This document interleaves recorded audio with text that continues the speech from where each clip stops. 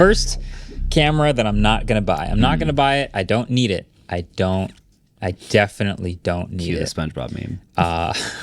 Because yeah, that one ends with I need it. But it's the Hasselblad X2D Mark II. Yeah. So I've reviewed one or two of these X1D and X2D Hasselblads in the past. Yeah. I really like them. I obviously don't need them, but they're just one of those things where, like, you know how, you guys shoot film, Tim shoots film, you guys kind of will go out and like leisurely shoot a couple things just because it's a hobby that you have. That was me when I had the X1D. I was just like, these are not photos that I need. I'm not like going on vacation or taking photos of pets and kids. It's just like, I just want to take some pictures. And the X1D was awesome for that. And it was notably slow, clunky, big, heavy, like had lots of downsides, but the process and the files that came out of it were very satisfying. And the build quality on these cameras is just like every camera you get, there's some part that like rattles or like sounds kind of hollowy plastic. Not I mean, the you've Hasselblad. used a lot of really nice ones, so I'm Yes. sure you've used plenty of other ones that aren't Yeah. like that. But man, nothing about this is like They are the best built. It's crazy. It's really cameras, cool for that they were sure. able to put all of that build quality into like such an economical, cheap package, right? It's that's still the- impressive. look, at okay. 7,000, It's just 7,000. it's still crazy. It's cheaper than the last one. Yeah, this is the thing. In the past, like I did enjoy using these very impractical, clunky, heavy cameras, and they were super expensive. It would be like $7,000 or $8,000 for just the body, and then another $4,500 for each lens, and they'd be primes, so you'd need 2 or 3 lenses. And it was obviously just like a horribly expensive hobby that I should not have gotten into, but I did. Fast forward to a couple generations later, X1D, then X1D Mark II, X2D. This one, it's still medium format, still 100 megapixels. It's up to 15.3 stops of dynamic range. They will take true HDR images. It also has a tilting OLED EVF, which gets up to like 1900 nits or something. It's like a really, really nice screen. And OVF, I thought it was- or, sorry, the screen, right? The screen. The I thought it was not the OVF. 3,000 nits. either way, it's a great responsive touchscreen, which they've done really well in the past. Yep. Has continuous autofocus. I'm not so sure about the LiDAR. I want to watch some reviews, but it has LiDAR for autofocus. And it has 10-stop 5-axis in-body image stabilization. Yeah. So Which is ridiculous, that is, especially on a medium format sensor. it's hard to explain how awesome that is, especially for shooting. Like this is a slow camera, but you still don't want to have to put it on a tripod every single time. Like being able to shoot handheld is a really big deal. Yeah. And 10 stops of IBIS Yeah. is pretty unheard of in any camera. I haven't seen that in like R5 level cameras, let Yeah. alone like a medium format No, sensor. it's ridiculous. I one of my friends, Casey Kavanaugh, GX Ace on YouTube, sent me a photo, 3.6 second handheld photo at night, and it was sharp as heck. And like so crazy. that on a medium format sensor that's 100 megapixels is really crazy, right? Yeah. Like you usually do not see that kind of tech in this kind of camera, and they also added the LiDAR autofocus, which is really awesome because their autofocus has been bad traditionally, and they lowered the price. It's like, it's kind of nuts. 10 stops of IBIS though, you can do water on a waterfall being all like silky and smooth and stuff.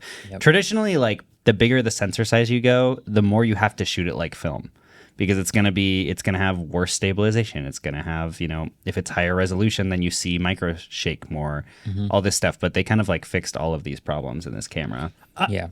I know very little about cameras, but 3 seconds handheld Yeah, 3.5 seconds. I think makes anyone can no appreciate- sense. That's crazy. Like Yeah. that is insane. Like I was, yeah. there's times where I have a camera, I'm like, damn, I wish I could go to like 1/30 right now handheld, and like, Yeah, Yeah. tenth of a second's kind Be of pushing okay. it. Yeah, and you're like, like- wow, Yeah. a whole second. But 3 seconds is insane. Also, the true HDR is very interesting because this is the first camera to have true HDR. We've seen like HDR in cameras before, but the way that that's done it is more of just the way that smartphones have generally done it, where they do image stacking and they kind of like crush the tone curve to make it all a mid-tone.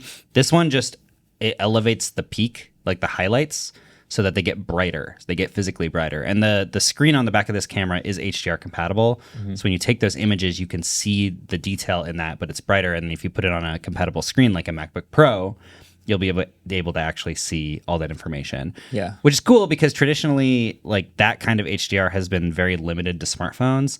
And usually if you're taking photos like that on your smartphone, you don't want to view them on your computer and just like kind of it just looks weird having it be that bright and everything.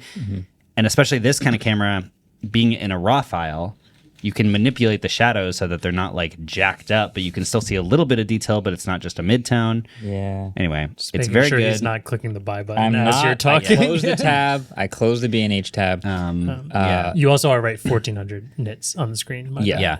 And also another thing I want to bring up. This camera is cheaper than the last generation by like $800. by like $800, which is crazy because every other camera company right now is raising the prices of their camera. Fujifilm raised the prices of all of their cameras once, and the rumor is they're going to do it again. This is all because of tariffs. And I think because DJI owns Hasselblad. So I think what they're doing is that they're trying to undercut the market, especially the medium format market, because Fujifilm had to raise the price of their GFX cameras, which have traditionally been the like affordable medium format, by quite a bit, to the point where this is cheaper than Fujifilm's GFX 100 Mark II, which is kind of unbelievable because the build quality of this is better. It's got LiDAR now. It has it's a got 10 terabyte stops of built-in terabyte storage. of built-in storage. Yeah, it's kind of crazy. The lens is very expensive. It's $4,600 just for the new lens that they. The lens is more than interesting my though. R5. Yeah. Yeah, the lens is super expensive. It's a 35 to 100, but on medium format, it's like roughly the equivalent of a 24 to 70, and it's f2.8 to f4. So f2.8 at medium format is very shallow. pretty sick. It's like you're not going to 1.7. ever, you're probably not going to shoot at 2.8. They also call it compact, That part which is kinda why I funny. put a picture right under that part. Yeah. Yeah. We'll say they reached out to me about this camera many, many months ago, like in March. Yeah. And I signed an NDA about it. And then they said, we'd love to get into your hands. And in exchange, we will give you the camera. In exchange for the review, we will give you the camera.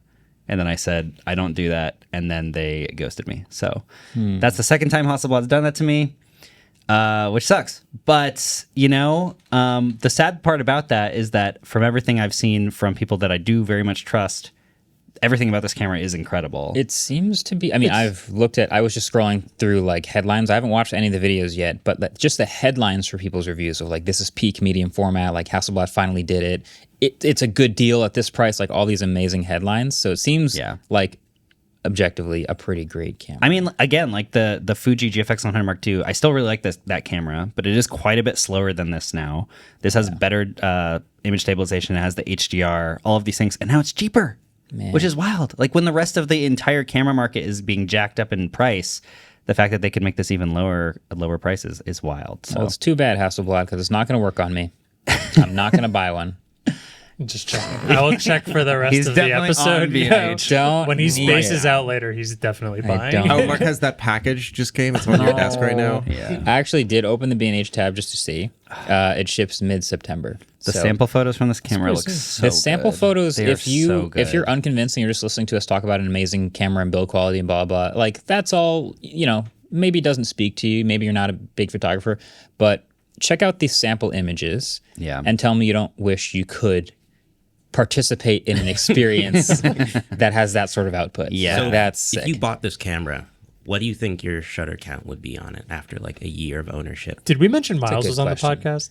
Oh, hey, yeah. Free Miles Adam is on the tilts podcast. backwards. Adam's sick again. That's a really good question. I think my shutter count would be something like, it would be under 1,000 for sure. Total. It would be under 1,000 photos. How many is that per picture? Until you just put it on the shelf. No, I would love it, and I'm not gonna buy it, but if I did, Right. I would love it and Right. use it, and I would probably use it much more in the first few months of just like walking around with an excuse to just like shoot street photography or like shoot skylines or whatever, and then I would just occasionally bring it to like random events. Does that mean that's $74 a photo? Feels about right. Right? Or am That's, I? No. I'm right in that, right? That's about how much I pay for 1,000 1,000 photos, for my film $7,400. So it'd be $7 a photo. Not too far off from what I pay for I'm my film terrible work. at that. $7 a photo. Still Yeah. not bad. Yeah. That's like not bad. film That's- levels. You're losing money if you don't. Yeah. You don't understand scale. Also, the look is the medium format look on this is so insane. Like the micro contrast. Hasselblad has this special color profile that they call like Hasselblad True Color that they've had for like a really long time. And they don't do like the film simulations like all the other companies do, but they just have the one mode. And it's like Hasselblad True Color or whatever. Why does it say top seller?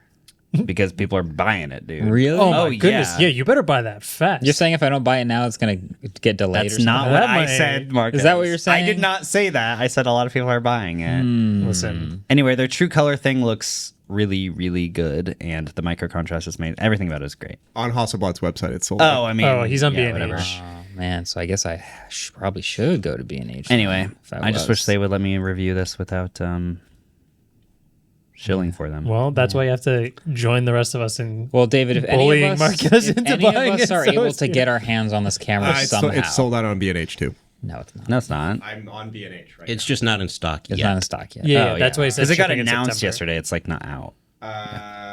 I mean, you have to request a stock alert, which I feel like that you don't normally put on the pre. You can literally pre-sale item. pre-order it and they'll ship it when it's ready. Or B&H just put top seller because they want people to buy it. Yeah, I'm looking at Marquez's computer. He has it in his cart.